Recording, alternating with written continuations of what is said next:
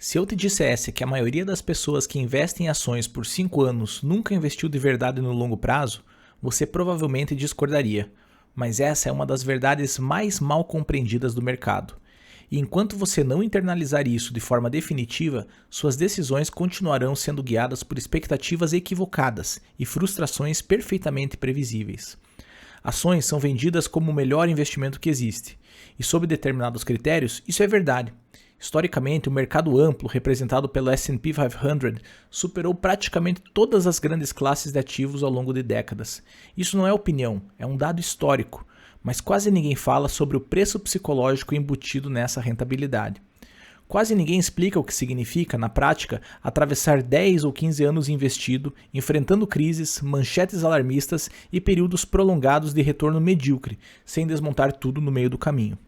Existe também uma ilusão confortável e intelectualmente sedutora, a ideia de que você pode escolher boas empresas, fazer algumas contas, encontrar ações baratas e, com isso, ganhar do mercado de forma consistente. Parece lógico, parece sofisticado, parece racional. Mas, para a maioria das pessoas, isso é um jogo estruturalmente desfavorável, e gastar horas fazendo valuation sem uma vantagem informacional clara e mensurável, muitas vezes é apenas uma forma elegante de se sentir em controle em um ambiente que, por natureza, não é controlável. Nesse vídeo, eu vou organizar essa conversa com objetividade. O que realmente importa ao investir em ações? Lucros, preço pago, tempo e comportamento. Por que a gestão passiva tende a superar a ativa na maior parte dos casos? Por que ETFs de baixo custo costumam ser estruturalmente mais eficientes do que tentar ser o próximo grande selecionador de ações? E por que volatilidade não é um defeito do mercado, é a condição necessária para que os retornos existam? Aqui não há romantização, não há promessa de enriquecimento rápido. Há apenas clareza sobre o que funciona e sobre o que destrói patrimônio silenciosamente ao longo dos anos. Quando alguém diz que ações sempre sobem no longo prazo, essa frase só faz sentido por um motivo específico. Empresas geram lucros e, ao longo do tempo, esses lucros tendem a crescer. Não é mágica, não é fé no mercado, é atividade econômica real. Uma ação é participação em um negócio. Se o negócio aumenta a receita, melhora margens, reinveste bem o capital e expande sua geração de caixa, o valor econômico cresce. O mercado pode exagerar no curto prazo, pode entrar em pânico ou em euforia, mas em horizontes de 10, 15 ou 20 anos, preço e lucro tendem a convergir. Investir em ações, no fim, se resume a 3 variáveis centrais: lucros, preço pago e tempo.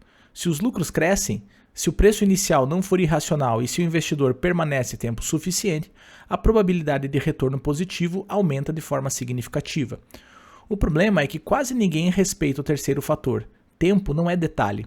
Tempo é o mecanismo que transforma crescimento econômico em crescimento patrimonial.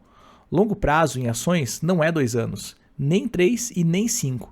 5 anos ainda podem ser estatisticamente irrelevantes dentro de um ciclo maior.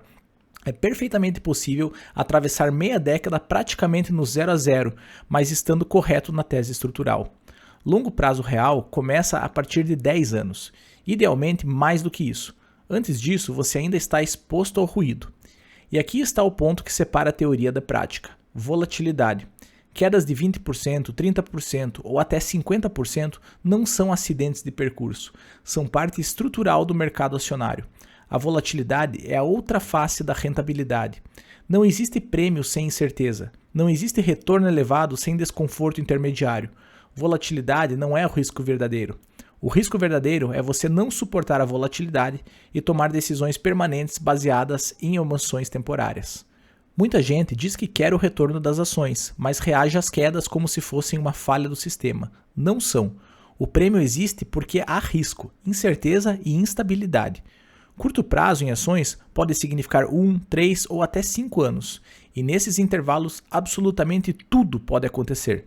Crises globais, mudanças políticas, ciclos de crédito, bolhas e correções. O tempo é o principal aliado do investidor, mas ele só ajuda quem permanece. É justamente nesse ponto que surge o segundo grande erro: acreditar que você precisa escolher as ações certas para capturar esse retorno. Abrir relatórios, projetar fluxos de caixa e tentar descobrir empresas mal precificadas é intelectualmente estimulante. Mas existe uma pergunta simples e desconfortável: qual é exatamente a sua vantagem competitiva? Ao fazer valuation individual, você está competindo com analistas que trabalham nisso em tempo integral, com acesso direto a executivos, bases de dados extensas e modelos quantitativos sofisticados. O mercado, refletido em índices amplos como S&P 500 ou Ibovespa, não é formado por amadores ocasionais. Isso não significa que o mercado seja perfeitamente eficiente. Significa que a probabilidade de você possuir vantagem estrutural consistente é menor do que você imagina. Para a maioria das pessoas, valuation se transforma em um jogo de perdedor por dois motivos claros. Consome tempo demais para um ganho improvável e cria uma ilusão perigosa de controle. Essa falsa confiança leva a concentrações excessivas e a outro problema silencioso: rotatividade constante. Compra, vende, ajusta, gira a carteira. Cada movimento gera atrito.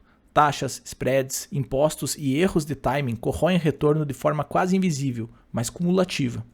Se você não possui uma vantagem clara e mensurável, faz mais sentido reformular a pergunta.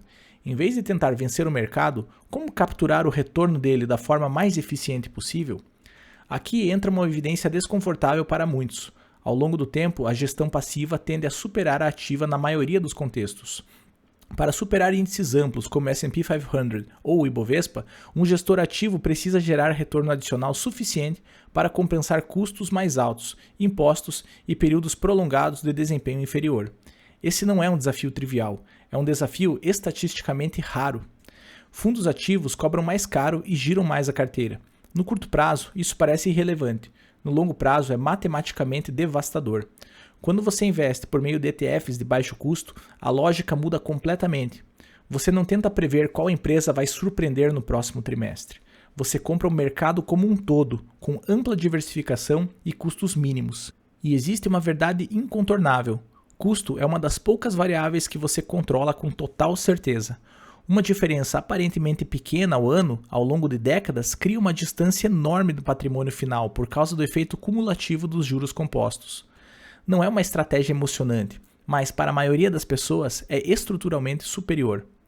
Agora, se alguém realmente quiser buscar retorno acima do mercado, a abordagem precisa ser mais sofisticada e fundamentada. Não é sobre encontrar a próxima ação que vai explodir, é sobre entender quais prêmios de risco estruturais você está tentando capturar. É aqui que entra o investimento em fatores, o chamado Factor Investing.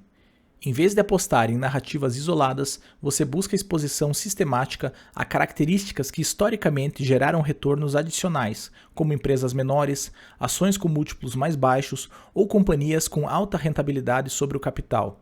Isso é feito de forma disciplinada, baseada em evidência empírica e muitas vezes implementada por meio de ETFs específicos que seguem regras claras e transparentes.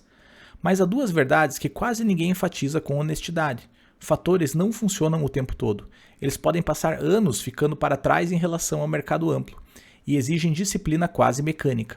Se você abandona a estratégia após 2 ou 3 anos ruins, você praticamente garante que nunca capturará o prêmio de longo prazo.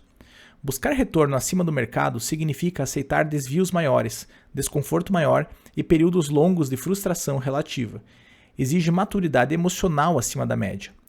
É exatamente por isso que, para quem deseja estruturar essa jornada com profundidade, entender como montar uma carteira baseada em evidência, como utilizar ETFs com inteligência e como aplicar Factor Investing de maneira consistente e estratégica, eu organizei esse processo de forma completa na minha formação. Lá, eu explico passo a passo como transformar esses princípios em uma estrutura prática de longo prazo. O link está na descrição para quem quiser aprofundar com método e racionalidade. No fim, a verdade sobre ações no longo prazo é simples, mas exigente. Ações são um dos maiores motores de crescimento patrimonial porque empresas crescem, inovam e geram lucros. Mas a recompensa vem acompanhada de volatilidade, incerteza e anos difíceis. Longo prazo não é um slogan de marketing. É um compromisso de uma década ou mais. É atravessar ciclos completos sem desmontar a estratégia. É aceitar que, por 1, 3 ou até 5 anos, o resultado pode ser frustrante e continuar mesmo assim. Quem tenta atalhos normalmente paga caro. Quem busca ganhos rápidos, gira demais a carteira e reage a cada oscilação, transforma volatilidade temporária em prejuízo permanente. O mercado não transfere dinheiro dos menos inteligentes para os mais inteligentes.